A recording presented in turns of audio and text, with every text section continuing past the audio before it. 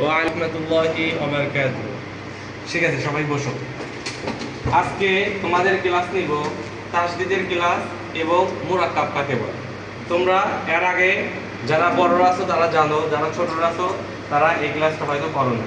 সুতরাং তোমাদের কাছে মুরাক্কাব ক্লাস এবং তাসদিদওয়ালা ক্লাসটা নিব। তাহলে প্রথমে আমরা আগে জেনে নেব আরবি হরফ কয়টি বলো তো? আরবি হরফ 29টি। কয়টি তোমরা পারো না জোরে বলো? আরবি হরফ 29টি। মাখরাজ কয়টি? 17টি। তোমরা কি 17টা মাখরাজ পারো? জি। 17টাই পারো। আচ্ছা, মাখরাজের ক্লাসটা আমি অন্য দিন নিব।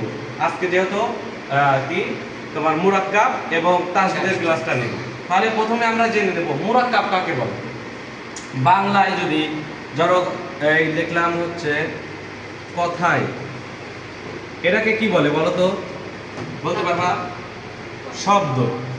কয়েকটা শব্দ একসাথে লিখলে সেটাকে কি বলে? কয়েকটা অক্ষর একসাথে লিখলে সেটাকে কি বলে? শব্দ। কথাই বলে না। আচ্ছা, যাই হোক, আমি বলি মনে করো কথাই দেবো। যেমন তোমার নাম কি? আব্দুর রহমান। আব্দুর রহমান। এখন বিষয়টা হচ্ছে এই রহমান এই জিনিসটা কি? পুরোটুকুনের নাম কি? একটা শব্দ। তারপরে মনে করো যে ইংলিশে আমরা কয়েকটা অক্ষর যদি একসাথে লিখি তাহলে ওটাকে কি বলে? ওয়ার্ড বলে। যেমন মনে করো যে অদূত। অদূত এটাকে কি বলে? ওয়ার্ড বলে। কয়েকটা অক্ষর একসাথে লিখলে সেটাকে কি বলে? ওয়ার্ড বলে। বাংলাতে কি বলে? শব্দ। তাহলে আরবিতে হলো আমরা বর্ণ বলি, ঠিক আছে? আরবিতে কি বলা হয়? বর্ণ। বর্ণ, অক্ষর, শব্দ, বর্ণ, তারপরে হচ্ছে অক্ষর, এগুলো একই জিনিস, ঠিক আছে? সুতরাং কয়েকটা অক্ষর বা কয়েকটা বর্ণ যদি একসাথে হয় সেটাকে বলা হয় মুরাক্কাব। যেমন আলিফ, লাম, হা, মিম, দাল। কি উচ্চারণ হলো বলো তো? আলহামদু। যেমন পেজ দিলাম আল তাসদিদ, তারপরে হামদু। তাহলে কি হলো? আল হামদু। তাহলে এই জিনিসটা কি বলো তো? এটার নাম কি বলো তো? কেউ বলতে পারো না?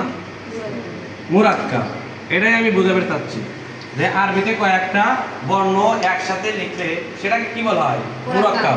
তাহলে আরবিতে হবে মুরাক্কাব, বাংলাতে লিখলে সেটাকেই বলে শব্দ, এবং ইংলিশে লিখলে সেটাকে কি বলে?